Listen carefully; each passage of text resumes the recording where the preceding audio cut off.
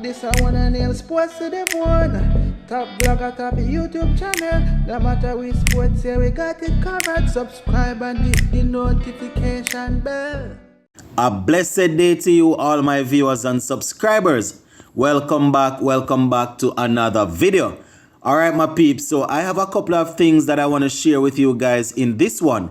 We see where the former West Indies captain Stephanie Taylor and talented player Brittany Cooper, they have both returned to the West Indies squad as the team continues their preparation for the upcoming World Cup and a tri-series that they are going to take part in before the World Cup.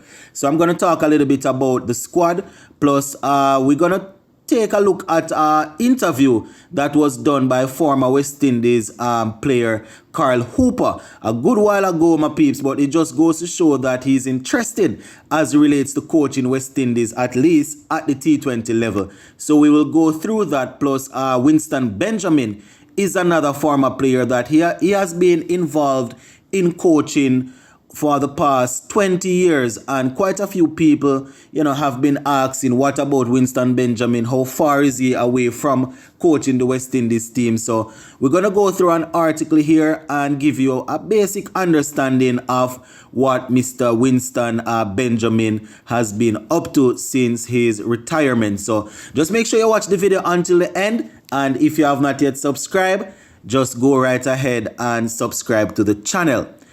Alright, so let us kick things off with news coming out of from the CWI yesterday. Well, it was actually the day before yesterday. I think it was Thursday that we got this news that Stephanie Taylor and Brittany Cooper, both ladies, were returning to the squad ahead of the ICC Women's T20 World Cup. So on the West Indies website, it is saying Stephanie Taylor and Brittany Cooper return to the T20 squad in final preparations ahead of the ICC Women's T20 World Cup.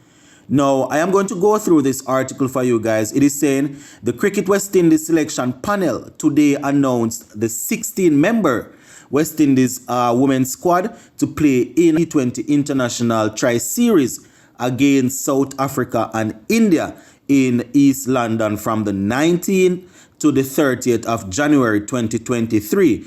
Now, this is actually a part of the final preparations for the ladies as they go into the ICC Women's T20 World Cup in February. Now, they go on to say the West Indies women will play at least 4 matches, playing 2 matches each against South Africa and India. Now, the 2 leading teams will then play each other in the Tri-Series final, and that will be on around about the 2nd of February based on what they are saying. Now, they went on to say that West Indies will also play a warm-up match against South Africa ahead of the Tri-Series, and this will be on the 16th of January. Now, we got some information from the West Indies women's lead selector, who is Anne Brownie John. Right? Now, this is what she had to say, and I quote, "The selection panel has named a squad that we believe has the talent and the experience to compete against India and South Africa. The squad sees the return of Stephanie Taylor, who missed the recent series against England due to injury, and Brittany Cooper, the middle order batter who last played against South Africa women in September of 2021. Now, the lead selector also went on to say, our batting in the most recent series was less than par against a very good England bowling attack. We believe that with the return of some experienced batters, they will be able to support Captain Hayley Matthews at the top of the order." She's saying that Connell and Shakira Salman also return after injury and will fortify the pace attack with Henry. She also spoke about Cherry and Foster and Elaine. They are in the team and they are expected to do well. So that is what the lead selector is saying, my viewers and subscribers. Let me just see if I can go through this squad real quick. So we have the captain, Hayley Matthews. We have Elaine, we have Campbell, that is Shemaine Campbell. We have Connell, we have Cooper, we have Nation, we have Cherry and Fraser. We have Fletcher, we have Shabika in there, we have Shineta, we also have Chinel Henry, we have Ramarak, we have Kesia, Shakira Salman, we have Stephanie Taylor, and Rashada Williams. So these are the ladies that are set to take part in that tri-series against those two teams, South Africa and India. Now, where the schedule is concerned, on the 21st of January, we will see the West Indians going up against South Africa. And then on the 23rd of January, we will go up against India.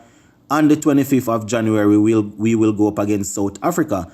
On the 30th of January, we will go up against India. And the 2nd of February, the tri-series final will go ahead. So, it's very interesting, my peeps. And just to give you some information as it relates to that ICC Women's T20 World Cup.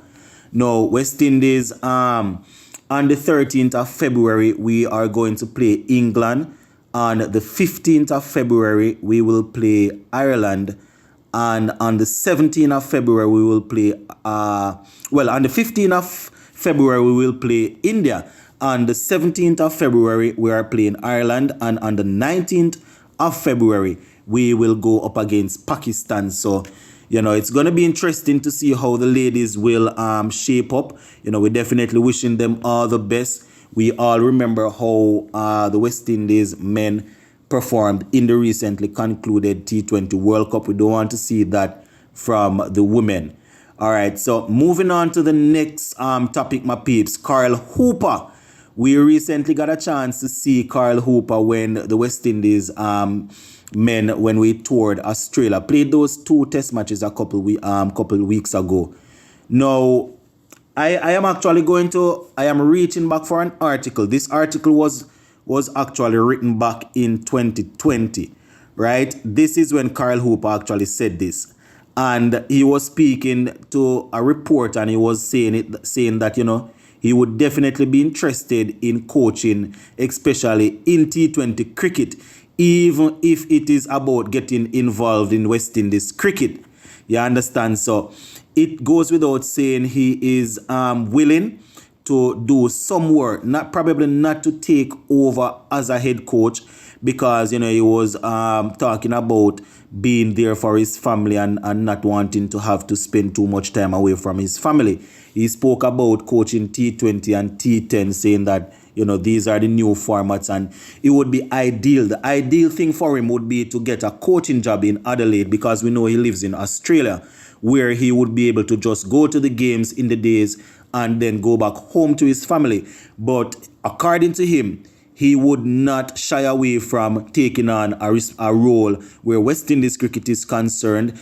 Traveling and being away from his family is something that he wouldn't have a problem doing. He would definitely sacrifice that for West Indies cricket. But all of this talk was actually back in 2020, a little after Phil Simmons was appointed, and he was saying that Carl Hooper was saying that once Phil Simmons would have gotten settled in, he would have reached out to Phil Simmons and speak to him as it relates to probably joining the team and, playing a part as it relates to coaching, especially where the T20 cricket is concerned. So it is probably not far-fetched for us to think that, Mr. Carl Hooper would want to do some work with West Indies cricket. So let us see if they are going to reach out to him. At the end of the day, if a man said to you that he's willing to leave his family and travel with the team, it simply means that he's asking to be asked, if you want to put it that way. So it would be nice to see him playing some part of role in our cricket. And it sounds as if he's only thinking about doing some T20 cricket, but we definitely would like to have guys like Mr. Carl Hooper in and around the test setup. That is where we are definitely lacking. And he personally said that test cricket is still the ultimate form of cricket, and that is where you go to really test your skill and all of that. Now, the other player that I wanted to talk about are our former players, Winston Benjamin. And Winston Benjamin, since his retirement from cricket, he he has been coaching over the last 20 years, and he has done some very good work at the grassroots level, at the school level, at the community level, and he would have worked with national teams, and he would have definitely proven that he's a man that can help to develop players, can help to work on techniques that definitely needs to improve. And one of the most important things that we need to remember is that this man also holds a level 3 coaching certificate, right? A level 3. He holds a level 3 coaching coaching certificate. So, it would be nice to see him get well, I don't want to say get a look in, because not everybody can get a look in, but it seems to me as if he would have done some work over the years, as I said, coaching at the youth level and coaching at the regional level. He would have taken regional teams to Leeward Islands. I think he took the Leeward Islands team to a 3rd place finish, if I'm not mistaken, in a tournament back a couple of years ago. So definitely I think it's a possibility that he would have I don't know, but probably he would have given in his application. He would have applied for the job also. We just need to remember that people cannot just be appointed if they don't apply. So somebody like a Winston Benjamin that people have been asking about, it's we would have to know whether or not he actually applied for the job. So go and keep a close eye on things, my peeps, to see how that work out. Sports to the bone, keeping it informed.